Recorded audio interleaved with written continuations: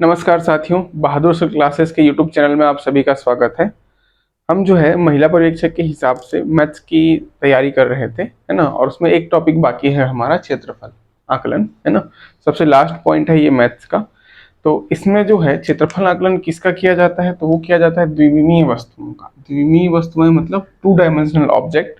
तो two dimensional object कौन कौन से होते हैं ये पहले हमको जानना जरूरी है, ठीक है। तो उसमें ध्यान रखिएगा, इसमें कहीं भी डायग्राम नहीं देता आपको, उसमें जो ऑब्जेक्ट है उसका नाम देता है, नाम से आपको डायग्राम पहचानना है, ठीक है। तो टू डायमेंशनल ऑब्जेक्ट में क्या क्या आते हैं, तो सबसे पहले आता है त्रिभुज,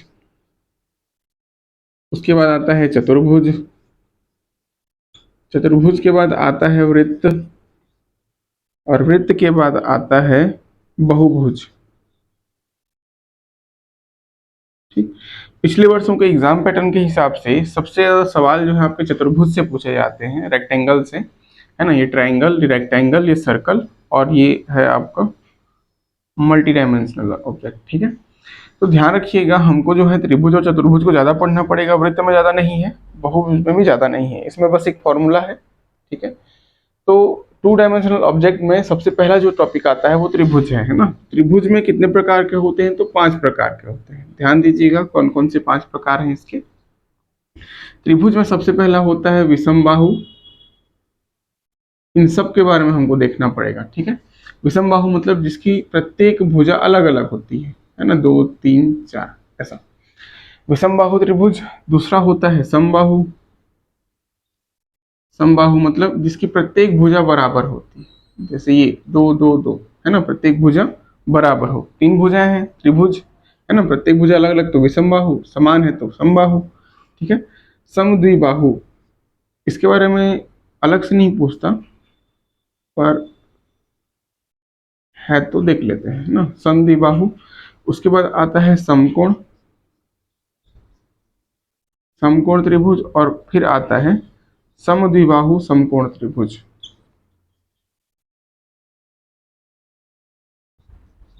ठीक है। तो ये त्रिभुज के 5 प्रकार हैं जिनको हमको पढ़ना जरूरी है ना। विषम बाहु भुजाएं अलग अलग, समबाहु एक समान, समद्विबाहु मतलब 2 भुजा समान रहेगा इसका, एक भुजा थोड़ा सा अलग रहता है, तो समद्विबाहु। समद्विबाहु समकोण त्रिभुज का अर्थ होता है जिसका एक कोण 90 अंश का हो, ठीक है। समकोण अर्थात जिसका एक कोण 90 अंश का हो। और समद्विबाहु समकोण मतलब एक तो समकोण रहेगा और इसकी 2 भुजाएं समान रहेंगी, ठीक है, 90 एंगल होगा और ये दोनों समान रहेगा। तो इतने प्रकार के होते हैं आपके त्रिभुज, है ना। अब जो है चतुर्भुज, इनके प्रकार देख लेते हैं। ये भी 3 4 प्रकार के होते हैं, इनको याद रखिएगा कि कौन सा त्रिभुज कैसा है ना। अब चतुर्भुज की बात करें तो ये भी 3 4 प्रकार के होते हैं।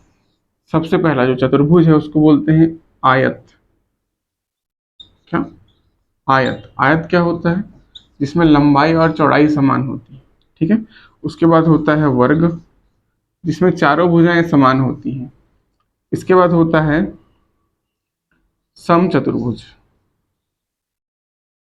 ठीक है। समचतुर्भुज ये जो है आपके वर्ग का ही विकृत रूप है, बस इसमें जो एंगल है वो 90 का है और इसमें जो एंगल होता है थोड़ा सा चपटा हो जाता है, ठीक है। सब भुजाएं समान रहती हैं पर एंगल थोड़ा सा बदल जाता है, तो ये हो गया आपका समचतुर्भुज। समचतुर्भुज के बाद आता है समलंब चतुर्भुज, ठीक है। समलंब, समलंब की आकृति कैसे रहती है? 2 समांतर भुजाएं होती हैं इसमें, है ना। ध्यान रखिएगा, 2 समांतर भुजाएं, एक छोटी भुजा एक बड़ी भुजा, और एक होता है बीच का डिस्टेंस जिसको बोलते हैं एच, ठीक है। इसमें देखिए एक होता है एल, दूसरा होता है बी, लंबाई और चौड़ाई। इसमें चारों भुजाएं समान तो चारों होता है ए ए, इसमें भी चारों भुजाएं ए ए होता है। इसके विकर्ण अलग अलग हो जाते हैं, ठीक है। विकर्ण किसको बोलते हैं? आमने और सामने वाले कोणों को मिलाने वाली रेखा। हर चतुर्भुज में एक विकर्ण होता है, ठीक है। डिटेल से देखेंगे। फिलहाल अभी ये 4 नाम आप याद रखिए, आयत, वर्ग, समचतुर्भुज और समलंब चतुर्भुज, ठीक है। एक और होता है समांतर चतुर्भुज, पर उसके बारे में पूछता नहीं है कभी, है ना। समांतर, समांतर चतुर्भुज जो है वो आयत का बड़ा भाई है, ठीक है। ये भी आयत जैसा ही रहता है पर तो चपटा हो जाता है।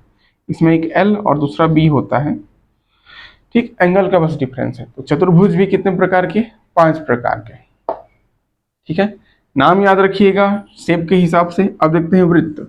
वृत्त जो है कितने प्रकार के हैं, ये भी 3 प्रकार के हैं। ठीक है, कौन कौन से वृत्त देख लीजिए। एक तो पूरा सर्कल होता है, वृत्त मतलब सर्कल। ठीक है, पहला तो वृत्त ही है जो कंप्लीट होता है। ठीक है, इसमें एक त्रिज्या होता है, एक डायामीटर होता है, मतलब 2r को क्या बोलते हैं, डायामीटर। ठीक, परिधि होता है और क्षेत्रफल होता है। तो ये वृत्त है आपका। इसके अलावा अर्धवृत्त होता है। अर्धवृत्त मतलब आधा। इसमें क्या होगा, वृत्त को बीच से काट दिया जाएगा, आधी रोटी मान के चलिए। ठीक है, और एक होता है वृत्तखंड, वृत्तखंड या फिर सेक्टर। ठीक है, इसमें क्या होता है, पीछे का एक टुकड़ा होता है मान के चलिए, है ना। वृत्त को हमने एक टुकड़ा काट दिया, कोई सा एक छोटा सा, जैसे ऐसे, है ना, ये छोटा सा हिस्सा, इसको क्या बोलेंगे, वृत्तखंड।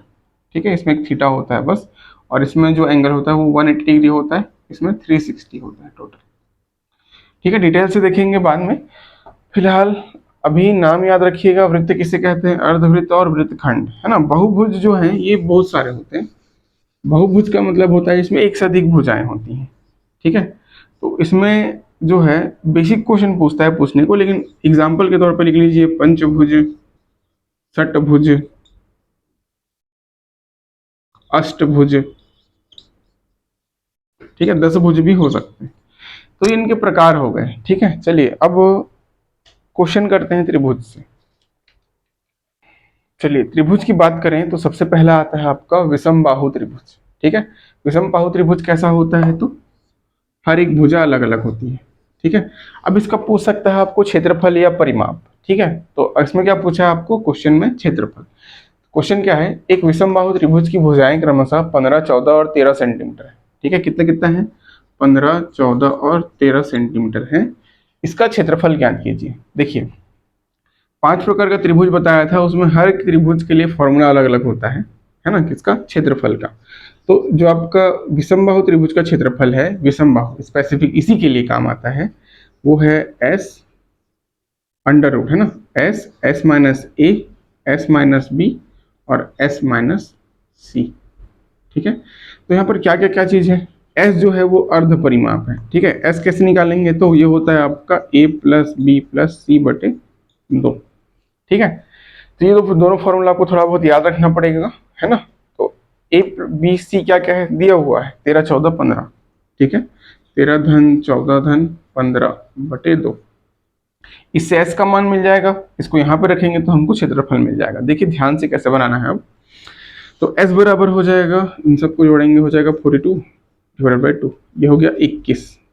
ठीक है, एस का मान आ गया 21 अर्ध परिमाप का। अगर परिमाप पूछता आपको तो 42 होता, है ना, अर्ध परिमाप है तो कितना हो गया 21।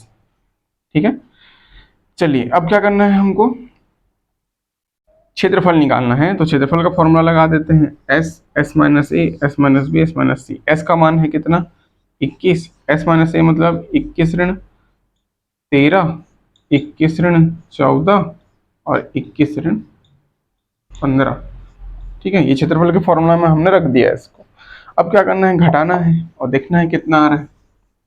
ठीक है, तो क्षेत्रफल बराबर हो गया 21 गुणित, देखिए 21 में 13 जाएगा, बचेगा कितना 8, ये होगा कितना 7 और ये होगा 6।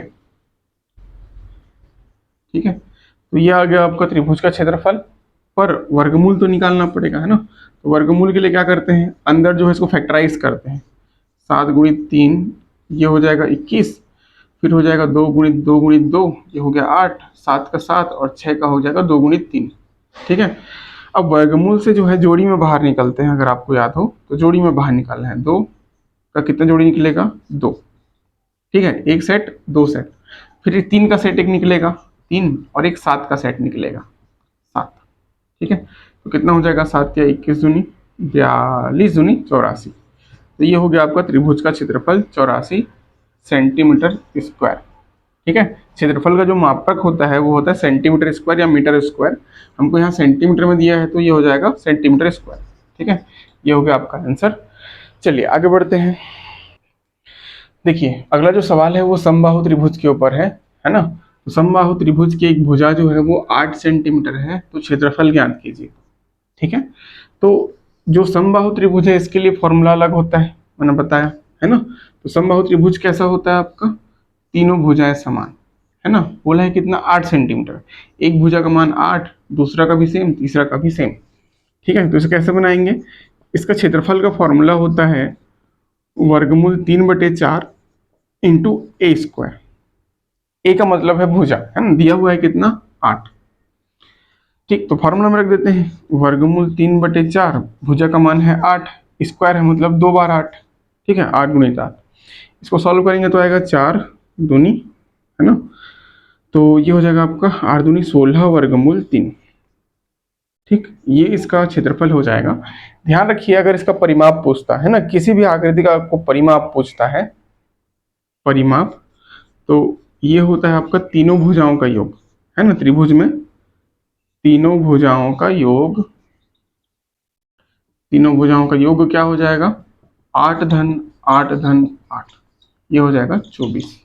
ठीक है, सेंटीमीटर, क्या होगा, सेंटीमीटर, अगर यहाँ सेंटीमीटर है तो, और ये होगा आपका सेंटीमीटर स्क्वायर। ठीक है, चलिए अगले सवाल की ओर बढ़ते हैं। अगला सवाल करते हैं, ये जो है आपका समकोण त्रिभुज पर आधारित है ना। समकोण त्रिभुज क्या होता है, थोड़ी देर पहले मैंने डायग्राम बताया था। समकोण मतलब एक कोण जिसका 90 अंश का होता है। ठीक है, तो ये आपका त्रिभुज हो गया, और एक जो कोण है वो 90 डिग्री का होगा। ठीक है, समकोण त्रिभुज सबसे कॉमन है, सबसे ज्यादा पूछा जाने वाला सवाल है ना। तो उसमें याद रखिएगा, इसके 3 भुजाएं, तीनों के नाम अलग अलग है ना। 10वीं कक्षा में आपका नाम भी पढ़ा होगा। इस जो आपका लंबवत है इसको बोलते हैं लंब, ये होता है आपका आधार, और इसको बोलते हैं कर्ण। ठीक है, तो ये है आपका समकोण त्रिभुज जिसमें आधार, लंब और कर्ण बना होता है। ठीक है, अब देखिए क्वेश्चन में क्या पूछा है, समकोण त्रिभुज का लंब 6 सेंटीमीटर तथा आधार 8 सेंटीमीटर है, क्षेत्रफल तथा इसका कर्ण ज्ञात कीजिए, है ना। इसका क्या ज्ञात करना है, क्षेत्रफल। तो पहले क्षेत्रफल का क्या होता है, फॉर्मूला देख लीजिए।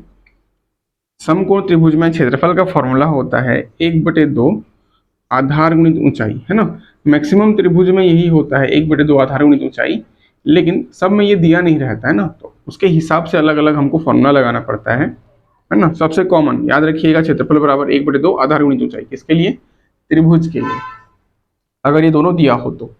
ठीक है, तो इसमें क्या क्या दिया हुआ है देख लीजिए। आधार दिया हुआ है 8 सेंटीमीटर, और जो लंब है ये इसकी ऊंचाई है, लंब है इसकी ऊंचाई है, इसलिए लंब बराबर कितना है, 6 सेंटीमीटर। तो हमारा क्या होगा, ऊंचाई बराबर भी 6 सेंटीमीटर। तो उसका क्षेत्रफल हो जाएगा 1/2, आधार है 8 और ऊंचाई है 6, है ना। तो 2 चौं 8 और 6 चौं 24, 24 सेंटीमीटर स्क्वायर होगा इसका क्या, क्षेत्रफल। ठीक, अब दूसरा जो सवाल पूछा है कि कर्ण ज्ञात कीजिए। कर्ण कैसे ज्ञात करते हैं, पाइथागोरस प्रमेय से, है ना। ये लिख लीजिएगा, पाइथागोरस प्रमेय।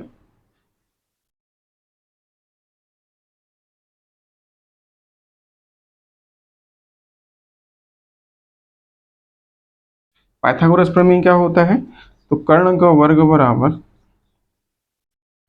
लंब का वर्ग धन आधार का वर्ग। ये आप आपने पढ़ा होगा कभी बचपन में, है ना, भले ही भूल गए हो, पर याद रखिएगा कि हर जगह काम आता है आपके क्षेत्रफल आकलन में। कर्ण का वर्ग बराबर लंब का वर्ग धन आधार का वर्ग।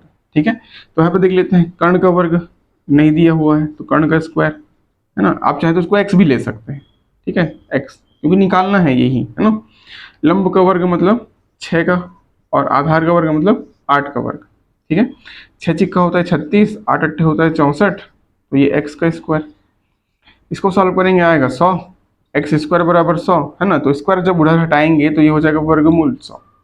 ठीक, तो एक्स का मान आ जाएगा 10 सेंटीमीटर। ठीक है, इसका मान कितना आया जी, 10 सेंटीमीटर। ठीक है, तो ये आपका आंसर हो गया। क्षेत्रफल आया 24 और कर्ण आया 10 सेंटीमीटर। ठीक है, चलिए आगे बढ़ते हैं। चलिए, अगर आपको हमारा वीडियो पसंद आ रहा है तो कृपया सब्सक्राइब कर दें, है ना, और लाइक बटन भी दबा दें और बेल भी दबा दें।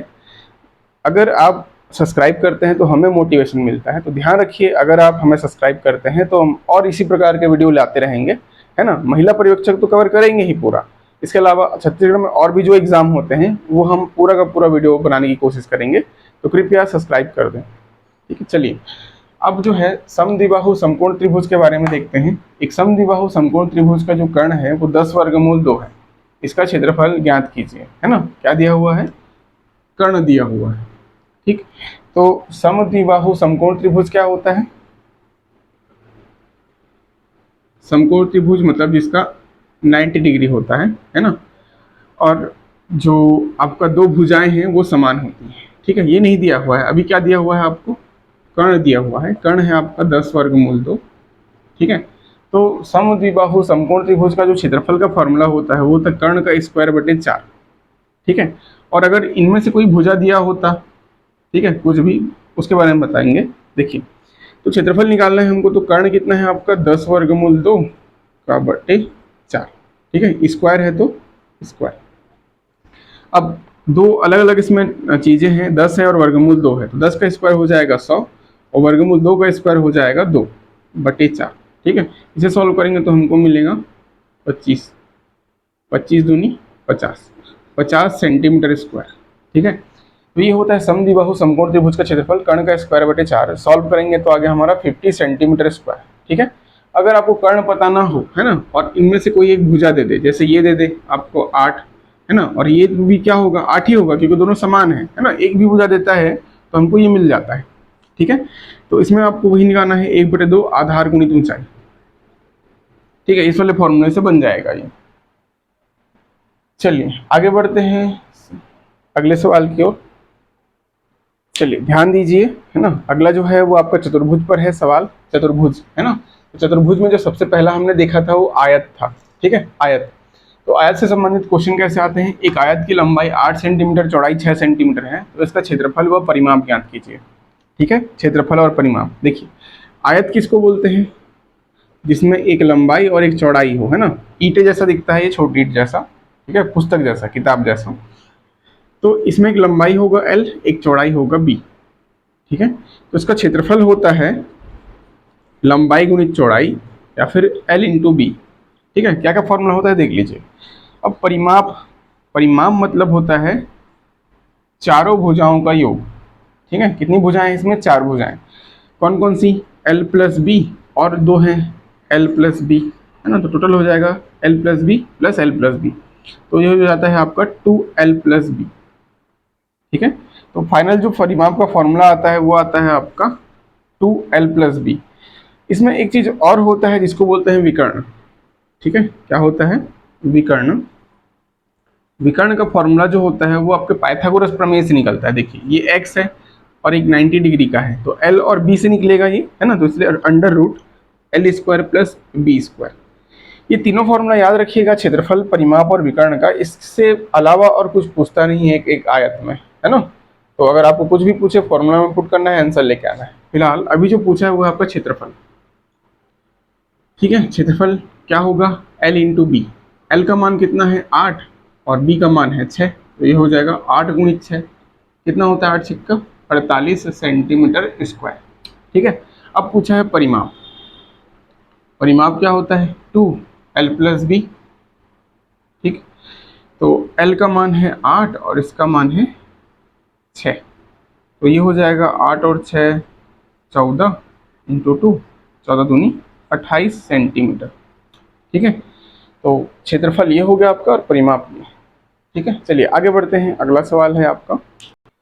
अगला सवाल देखिए, इसमें दिया हुआ है आयत का विकर्ण 25 सेंटीमीटर तथा लंबाई 20 सेंटीमीटर है, तो क्षेत्रफल ज्ञात कीजिए, है ना। क्षेत्रफल में ध्यान रहे, सबसे पहला आपका काम होना चाहिए एक डायग्राम बनाना। ठीक है, आयत बोला है आयत का, तो सबसे पहले आपके दिमाग में एक आयत आना चाहिए, है ना। उसके बाद बोला है इसका जो विकर्ण है, विकर्ण मतलब डायगोनल। ठीक है, इसका मान दिया हुआ है 25 और लंबाई का मान दिया हुआ है 20 सेंटीमीटर। जो जहाँ दिया हुआ है उसको लिख देते हैं। ठीक है, अब क्या बोला है? क्षेत्रफल ज्ञात कीजिए। आप जानते हैं आयत का क्षेत्रफल होता है लंबाई गुणित चौड़ाई। ठीक है, तो लंबाई तो दिया हुआ है पर चौड़ाई नहीं है इसमें, है ना। तो ये निकालना पड़ेगा हमको, जो चौड़ाई है उसको निकालना होगा। तो कैसे निकलेगा? पाइथागोरस प्रमेय से। ठीक है, बताया था मैंने पाइथागोरस। क्या होता है आपका जो आपका विकर्ण है, इसका स्क्वायर बराबर L का स्क्वायर प्लस B का स्क्वायर। ठीक है, ये आपका एल है और ये बी है। तो बी का स्क्वायर हमको निकालना है। जो एक्स का स्क्वायर है वो है 25 का स्क्वायर, और एल का स्क्वायर है वो है 20 का स्क्वायर। बी का स्क्वायर हमको निकालना है। ठीक है, इसको उधर ट्रांसफर कर देते हैं। 25 25 हो जाता है 625, और 20 का स्क्वायर होता है 400 बराबर बी का स्क्वायर। ये इधर आ गया तो माइनस हो गया है ना, तो ये आ जाएगा आपका 225 बराबर बी स्क्वायर, और बी बराबर हो जाएगा √225। √225 का मान होता है 15। ठीक है, तो यहाँ से आपके बी का मान मिला। बी बराबर कितना आया? 15। अब आप जानते हैं क्षेत्रफल बराबर क्या होता है? L into B. एल का मान है 20 और बी का मान है 15। इसको सॉल्व करेंगे तो हमको मिल जाएगा 300 सेंटीमीटर स्क्वायर, वर्ग सेंटीमीटर। ठीक है, तो ध्यान रखिएगा, आपको जो डाटा अनअवेलेबल है उसको किसी तरीके से निकालना रहता है, उसके बाद क्षेत्रफल के फॉर्मूला में पुट करके आंसर लाना रहता है। ठीक है, चलिए आगे बढ़ते हैं। आयत से सवाल है आपका। आयत की लंबाई और चौड़ाई का अनुपात 3:2 है। परिमाप अगर 100 सेंटीमीटर हो तो इसका क्षेत्रफल ज्ञात कीजिए। ठीक है, मैंने पहले भी बोला है कि जैसे ही आपको प्रश्न दे, सबसे पहले आपके दिमाग में एक डायग्राम आना चाहिए। ठीक है, आयत बोलते ही आयत बन गया। इसके बाद बोला है लंबाई और चौड़ाई का अनुपात 3:2 है ना। एल अनुपात बी जो है वो 3:2 है, तो इसे हम मान सकते हैं एल बराबर 3x और बी बराबर 2x। ठीक है, अनुपात मतलब x ले सकते हैं हम लोग। ठीक है, तो ये हो जाएगा 3x और ये हो जाएगा 2x। ठीक, इसके बाद जो है परिमाप दिया हुआ है 100 सेंटीमीटर। ठीक है, तो परिमाप वाला फॉर्मूला लगाएंगे इसमें। ध्यान रखिए क्या होता है, 2l + b बराबर 100 सेंटीमीटर दिया हुआ है हमको। ठीक है, तो l और b का मान रख देते हैं, 3x और 2x है ना। ये इधर जाएगा तो नीचे चला जाएगा, तो l + b बराबर हो जाएगा 100/2। ठीक, इसके बाद ये दिया हुआ है आपको कितना, 3x + 2x, ये हो गया आपका 50। तो ये हो जाएगा आपका 5x बराबर 50। तो x बराबर हो जाएगा कितना, 50/5, मतलब कितना, 10।